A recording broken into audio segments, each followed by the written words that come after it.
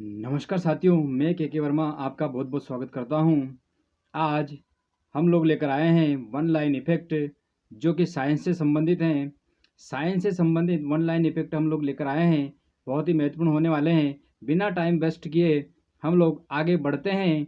आज का ये रहा पहला पॉइंट। प्रथम वियुक्त प्रतिजैविकी कौन सा है? तो प्रथम वियुक्त प्रतिजैविकी जो है वो पेनिसिलिन है। पेनिसिलिन की खोज किसने की थी दोस्तों? तो पेनिसिलिन की जो खोज की थी वो अलेक्जेंडर फ्लेमिंग ने की थी। पेनिसिलिन की खोज फ्लेमिंग ने की थी। अगर प्रश्न आता है तो इसको ध्यान में रखना है। इसी के साथ अगला पॉइंट है, एथलीट फूट नामक रोग किससे उत्पन्न होता है? तो एथलीट फूट या हाथी पांव रोग भी इसे बोलते हैं। हाथी पांव रोग भी इसको बोला जाता है। तो एथलीट फूट जो होता है वो कवक से होता है। एथलीट फूट जो होता है वो कवक से उत्पन्न होने वाला रोग है। इसी के साथ अगला पॉइंट है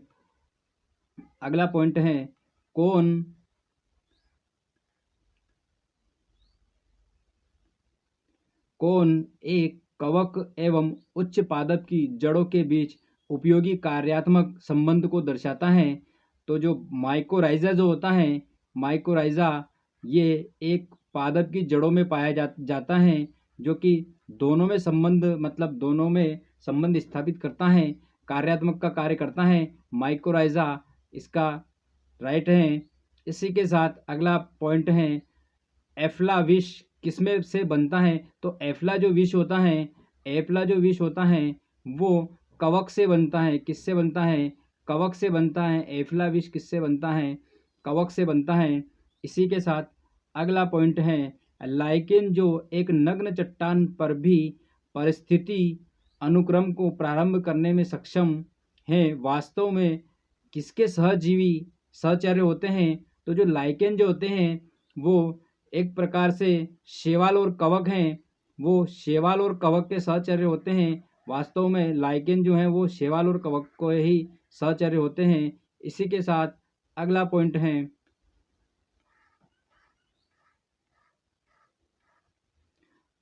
है, कौन SO2 प्रदूषण का सर्वोत्तम सूचक है? तो SO2 प्रदूषक का जो सर्वोत्तम सूचक है वह भी लाइकेन ही है। लाइकेन से आजकल बहुत क्वेश्चन पूछे जा रहे हैं, इसीलिए आप लाइकेन को पढ़ लेना है, लाइकेन को ध्यान में रखना है। इसी के साथ अगला पॉइंट जो कि बहुत ही मोस्ट और इम्पोर्टेंट है, लिटमस किससे निकाला जाता है? जो लिटमस जो है, आप लोगों ने जब लाल लिटमस और नीला लिटमस ऐसे नाम पढ़े होंगे, तो वो किससे निकाला जाता है? तो वो भी लाइकेन से ही निकाला जाता है। आजकल लाइकेन बहुत फार्म में है, इसीलिए आप लाइकेन को ध्यान में रखना है।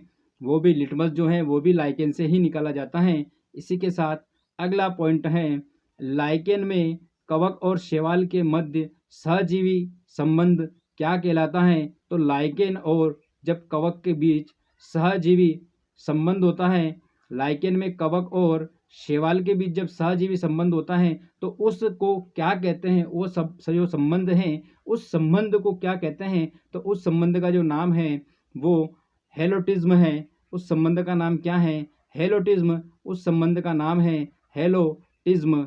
इसी के साथ अगला पॉइंट है, चट्टानी स्तरों पर लाइकेन का विकास को क्या कहते हैं? जब चट्टानी स्तर होते हैं और उस पर जब लाइकेन का जो विकास होता है तो उसे क्या कहते हैं? तो सेक्सिकॉल्स उसे कहते हैं।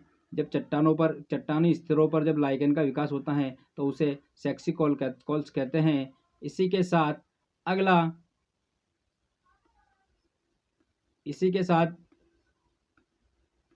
अगला वन लाइन फैक्ट है, अगला जो वन लाइन फैक्ट है वो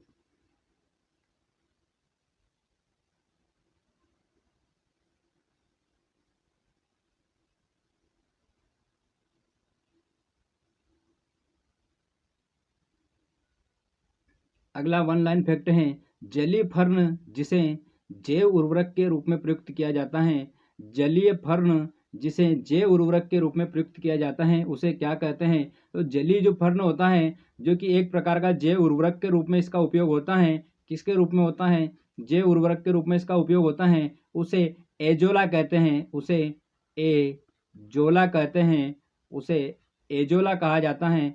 एजोला एक प्रकार का जैव उर्वरक के रूप में प्रयुक्त होता है एजोला। इसी के साथ अगला पॉइंट है, एक एक कौन एक जीवित जीवाश्म कहलाता है? जीवित जीवाश्म कहलाता है तो जिनकांगो, जिनकांगो एक प्रकार का जीवित जीवाश्म है। जिनकांगो नाम याद रखना, थोड़ा सा अटपटा नाम है लेकिन मोस्ट है। इसी के साथ अगला बहुत ही मोस्ट और इम्पोर्टेंट पॉइंट है, विषाणु क्या है? अधिकतर एग्जाम में पूछा गया है। तो विषाणु अकोशिकीय हैं। विषाणु जो हैं वो अकोशिकीय हैं।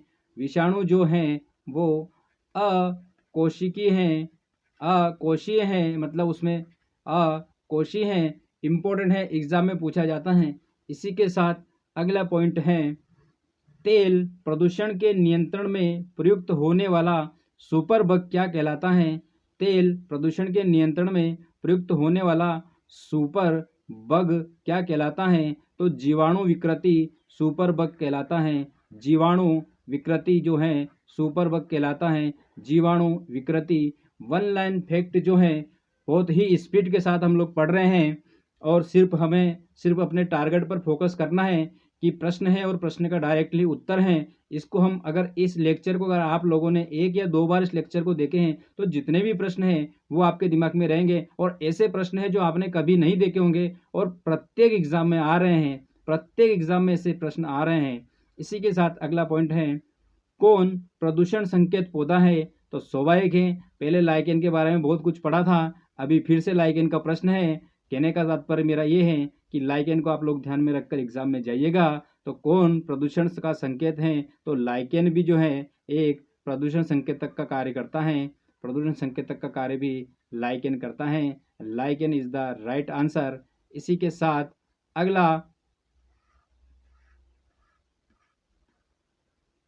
अगला पॉइंट है, अगला पॉइंट है जिसे जैविक खाद के रूप में प्रयुक्त किया जाता है।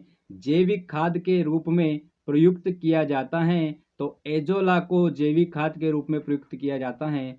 एजोला को जैविक खाद के रूप में प्रयुक्त किया जाता है। इसी के साथ अगला पॉइंट है, पान की लता में बनने वाली जड़ कौन सी है? जो पान की जो लता है उसमें जो जड़ बनती हैं वो आरोही जड़ हैं।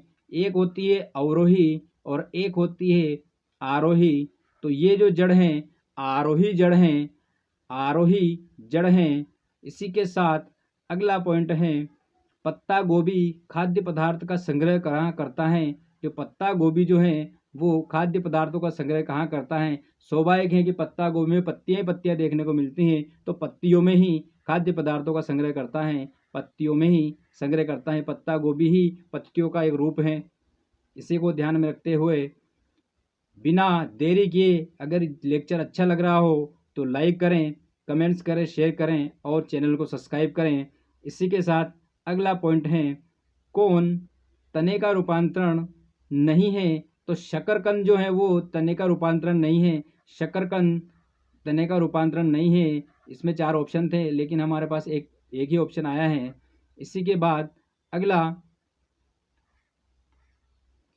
है, कौन सी फसल तना है? तो अदरक जो है, अदरक भी तना है, एक प्रकार का तना है, अदरक भी तना है। तने की जो डेफिनेशन है वो क्या है और जड़ की डेफिनेशन है वो क्या है? तो अदरक जो है वो तना है। पर्व और पर्व संधियां तनों में पाई जाती हैं, इसको ध्यान में रखना है। प्याज में खाद्य भाग कौन सा है? तो प्याज में जो खाद्य भाग है वो भी तना ही है। प्याज में जो खाद्य भाग हैं वो भी तना ही है, तना। इसी के साथ आगे बढ़ते हैं, अगला पॉइंट देखते हैं। अगला पॉइंट है,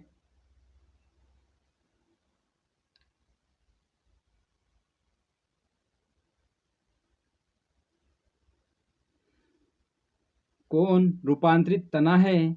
कौन रूपांतरित तना है? तो आलू जो है एक प्रकार का रूपांतरित तना है। आलू भी एक प्रकार का तना है। क्यों है? क्योंकि तनों पर पर्व और पर्व संध्या पाई जाती हैं, नोड और इंटरनोड पाए जाते हैं। इसी के साथ अगला पॉइंट है, कैक्टस में शूल किसका रूपांतरण है? कैक्टस में शूल किसका रूपांतरण है? तो कैक्टस में जो शूल हैं वो पत्तियों का रूपांतरण है, वो पत्तियों का रूपांतरण है। इसी के साथ अगला पॉइंट है, कौन एक उभयलिंगी फूलों के बारे में सही है?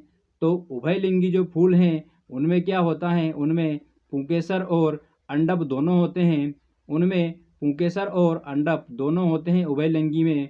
इसी के साथ अगला पॉइंट है, कुरुंजी पुष्प के बाहर 12 वर्ष में एक बार खिलने का क्या कारण है?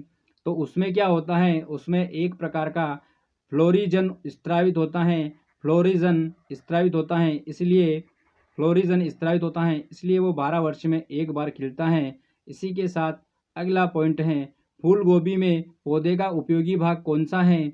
जो फूल गोभी होती हैं उसमें उपयोगी भाग कौन सा है? तो पौधे फूल गोभी में उपयोगी भाग ताज़ा पुष्प जो हैं, स्वाभाविक है कि फूल गोभी में हम पुष्प को ही, ऊपर पुष्प जो होते हैं उसी का पौधे का हम उपयोग करते हैं। इसी के साथ अगला पॉइंट है, कौन विश्व का सबसे बड़ा पुष्प है? तो विश्व का सबसे बड़ा पुष्प IMP और प्रश्न आता है एग्जामों में, तो रैफ्लिशिया विश्व का सबसे बड़ा पुष्प है, रैफ्लिशिया विश्व का सबसे बड़ा पुष्प है। इसी के साथ अगला पॉइंट है, जीवन चक्र की दृष्टि से पौधे का सबसे महत्वपूर्ण अंग जो है, जीवन चक्र की दृष्टि से पौधे का सबसे महत्वपूर्ण अंग जो है वो पुष्प है, वो पुष्प है, पुष्प है। इसी के साथ अगला पॉइंट है, कीटों द्वारा परागित फूलों के परागण किसे कहते हैं?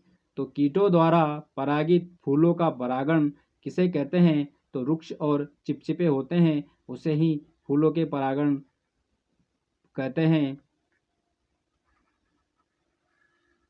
इसी के साथ अगला पॉइंट है, कौन सा फल अनिषेक फलनीय होता है?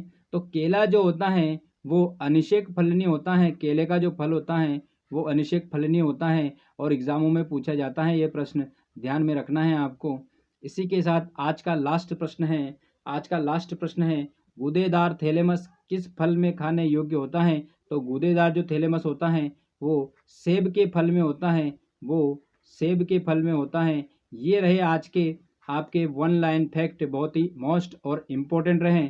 अगर वीडियो अच्छा लगा हो तो लाइक करें, शेयर करें और कमेंट्स करें और चैनल को सब्सक्राइब करें और मेरे आने वाले वीडियो को देखने के लिए बेल आइकन के बटन को दबाना ना भूलें, जिससे आपको प्रत्येक वीडियो की नोटिफिकेशन समय समय पर मिलती रहे। इसी के साथ मिलते हैं अगले लेक्चर में। जय हिंद, जय भारत, वंदे मातरम, जय श्री कृष्णा, राधे राधे।